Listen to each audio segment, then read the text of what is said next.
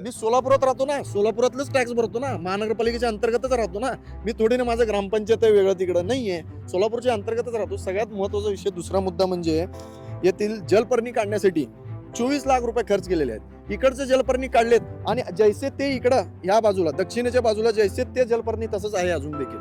आणि 1500 झाडं लावण्यासाठी कुठं तेच विचारतोय मी.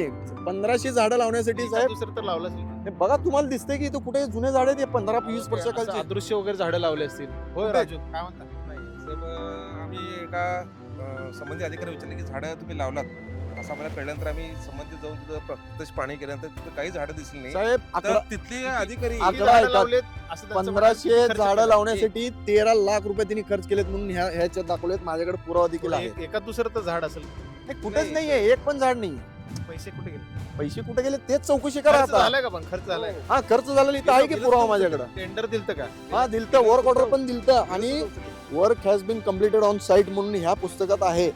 मी हे मागवलेलं माहिती आहे.